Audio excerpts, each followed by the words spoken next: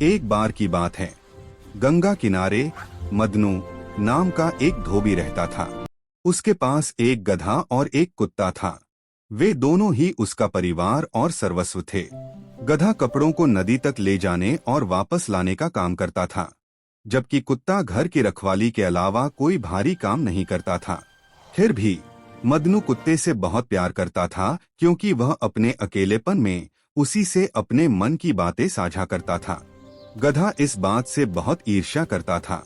उसे लगता था कि मेहनत वह करता है और मौज कुत्ता उड़ाता है।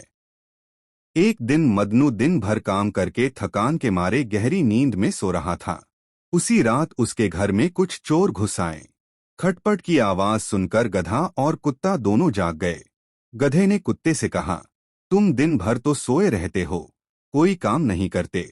कम से कम मालिक के नमक का हक तो अदा कर दो। अगर तुम चोरों को काट नहीं सकते तो कम से कम भौंक कर मालिक को आगाह तो कर दो। किसी ने ठीक ही कहा है। धोबी का कुत्ता घर का न घराट का, तू मालिक के किसी काम नहीं आने वाला। इस पर कुत्ते ने कहा, तू आराम से सो जा और मालिक को भी सोने दे।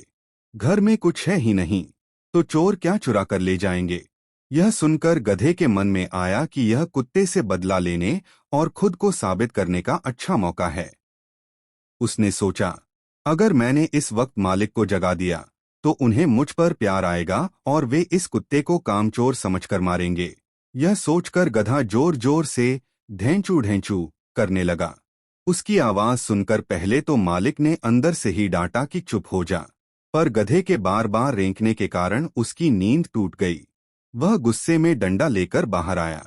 चोर तो आहट पाकर भाग गए थे, पर अब शोर मचाता हुआ गधा मालिक के सामने खड़ा था। मालिक दिन भर का थका हारा और नींद खराब होने से चिड़चिड़ा था। अतः उसने अपनी सारी भड़ास निकालने के लिए गधे की जमकर पिटाई कर दी।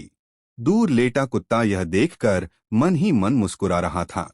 सीख, जिसका काम उसी को साजे और करे तो डंडा बाजे।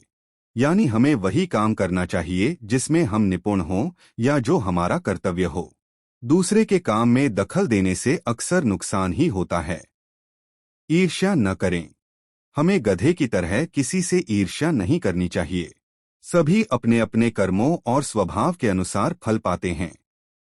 ईश्वर ने हमें जो भूमिका और परिस्थितियां दी हैं, हमें उसी में संतुष्ट रहकर अपना कर्तव्य निभाना चाहिए।